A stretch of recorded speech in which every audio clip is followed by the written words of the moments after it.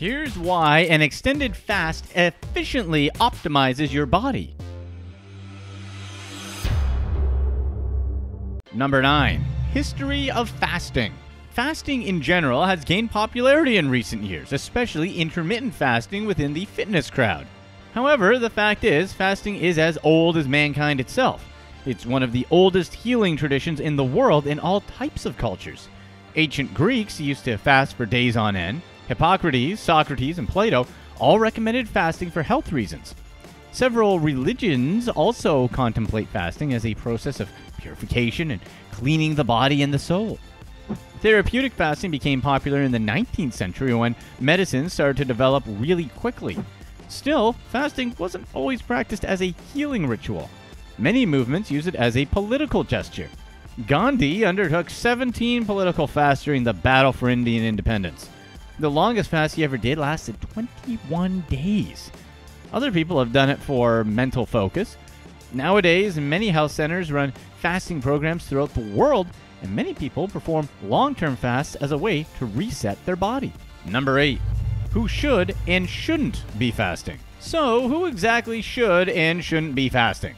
There are some people who simply shouldn't fast for health reasons. Children and teenagers up to 18 aren't recommended to do a long-term fast as they need nutrients for continued growth. Human bodies burn a lot of energy while developing, so almost everything that's consumed is quickly used. If a kid needs to lose weight, a far safer and more appropriate approach is to cut out refined sugars and grains. Kids shouldn't be cutting the supply of nutrients, but instead just restructuring their diet to make it healthier. If someone's underweight or malnourished, defined as having a body mass index of 18.5 or less, they shouldn't be fasting. People who are low in weight without much body fat shouldn't be stressing their bodies because that's what fasting is, a good stress to the body like exercise.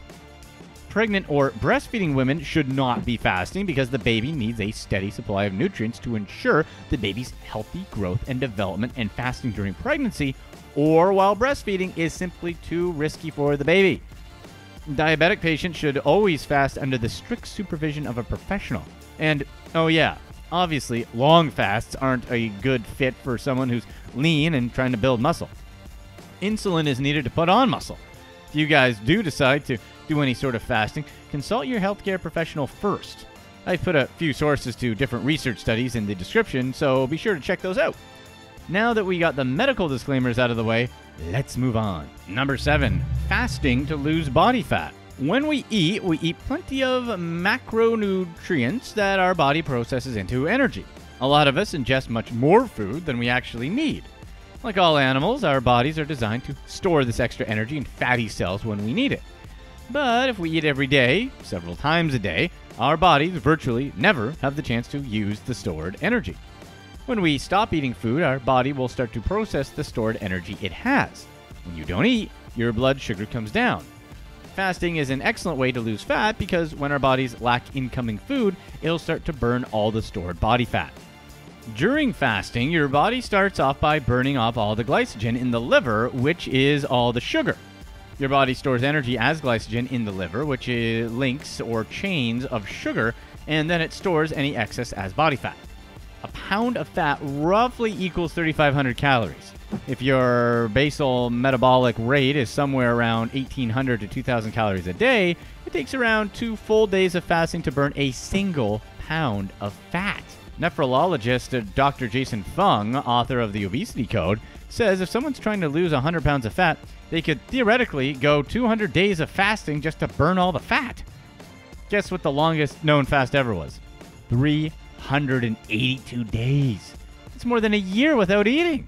The patient was an obese man weighing 456 pounds, and he was able to get down to 180 pounds during his fast.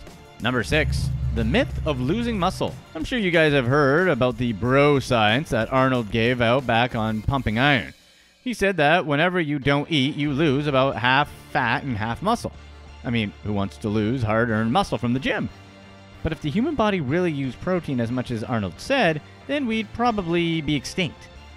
Humans back in the day would have been too weak to hunt or gather any food after several days and eventually just be gone. Our bodies are smart. Why would our body store energy as fat, and when the time came that we needed energy, it decided to use the hard-earned muscle instead? That doesn't make any sense. After you burn off all the glycogen in the liver during fasting, there's a point where some of the excess amino acids in your body need to get burnt as well. That's gluconeogenesis. We store energy as sugar and fat, so we burn sugar and fat. Protein burning is not increased. Studies show little change in muscle mass while fasting.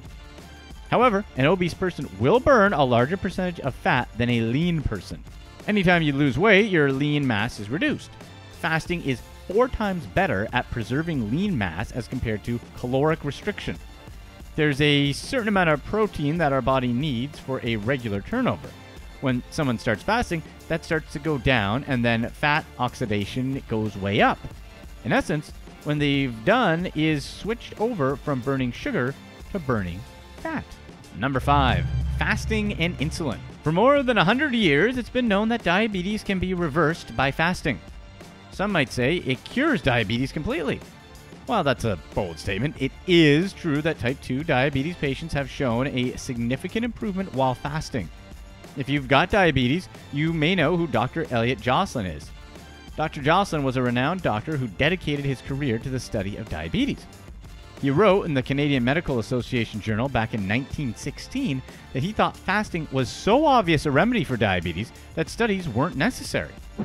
Well, things didn't exactly work out that way. In 1921, insulin was discovered, and after that discovery, many scientists dedicated their time and effort to find the cure for diabetes. Interest in fasting waned as the doctors focused on what they thought was the future of medicine: drugs. So, what does fasting do to insulin levels? Insulin is the primary hormone that tells your body whether to store energy or burn energy. When you eat, you're taking calories in and insulin goes up. Higher levels of insulin signal your body to store energy. When insulin falls, it tells your body to release energy.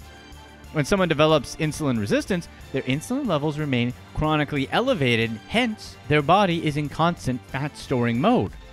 A drop in insulin tells someone's body to start releasing that stored energy.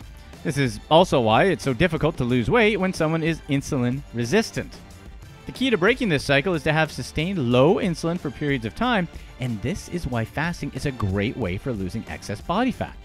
Fasting lowers insulin better than any other strategy, which then allows body fat to be burned. Number 4, starvation mode versus fasting. Fasting is basically going without any of the macronutrients of fat, protein, or carbs. One common fear is that fasting equals starvation, which isn't true. Many people believe they can't or shouldn't fast because it'll send their body into starvation mode, a situation where the body starts holding on to fat rather than burning it off. What these people are talking about is when the body's metabolism starts to slow down to match the caloric intake they're taking in. That's actually exactly what happens when you reduce your calories. Scientific research has shown that as you cut your calorie intake, your calorie expenditure goes down as well. Starvation mode actually is guaranteed if you just try and cut your calories. But what's interesting is that fasting does not do that. What research shows is that after 4 days of fasting, basal metabolic rate actually goes up 10% higher than when you started. The body hasn't shut down at all during fasting. In fact, what the body's done is just switched fuel sources. Number 3, fasting and other processes. The process of fasting turns on several other processes, including autophagy, which literally means self-eating. Autophagy is a natural process in which the body hunts out dead, damaged, or diseased cells in order to strip them apart and use the resulting molecules to make new cells or for energy. Think about autophagy as a tiny army of cell-eating Roombas ready to clean you out of the waste that accumulates in all the corners of your body. Autophagy induced by fasting will actually help maintain muscle mass, reduce the negative effects of aging, and the progression of age-related diseases. Autophagy even works inside our neuronal system, avoiding brain damage. At the same time, fasting also stimulates growth hormone, which tells our body to start rebuilding different parts. Fasting increases noradrenaline, which are counter-regulatory hormones that counter the effect of insulin. Noradrenaline gives you more energy and keeps your metabolic rate high. Human growth hormone makes it so when you start eating again, you'll put on lean mass. Number 2, fasting lifestyle. Who doesn't love a good old home-cooked, prepared from scratch meal? Unfortunately, cooking just takes up a lot of time. Just the simple fact of eating takes up a decent amount of time. Don't get me wrong, I love to cook and eat as much as the next person. But going to the grocery store to get food, then preparing and cooking the food, and don't forget about the cleanup, is just a lot of time for people with increasingly busier lifestyle. This is where fasting makes life even easier. Fasting is all about not doing something. With fasting, you skip a lot of the tedious tasks that eating involves. Just as an example, imagine how much time you'd save if you didn't have to eat breakfast. You can sleep a bit more, then get out of bed, take a shower, drink a couple glasses of water, and you're ready to go. While many other diet programs complicate your life with precise instructions on what, when, and how to eat, fasting simplifies life. Number 1, the energy increase. We've talked about losing body fat, and we've talked about autophagy, and now we'll talk about how fasting will increase your energy levels. Fasting increases your energy the same way exercise does by releasing adrenaline. This might sound kind of counterintuitive since fasting involves not eating. But adrenaline is a hormone released in situations of stress, and like I mentioned earlier, exercise is a low-stress situation in which your body believes it's in a dangerous situation and releases the right hormones. When adrenaline is pumped into your bloodstream, you feel awake, alert, and ready for action. You experience accelerated breathing and increased heart rate. That's why you always feel more energetic after exercising. And the same logic applies to fasting. Of course, fasting is a low-stress situation, so there'll be less adrenaline in your system, but fasting gives you energy and mental clarity once your body is fully adapted. If you do decide to give a long-term fast a try, make sure you take it slow and with supervision. Here's what's next. National team during the 2016 Rio Olympics? We'll let you be the judge. Don't think she's on the team just because she has a pretty face and a rotund butt. In 2013,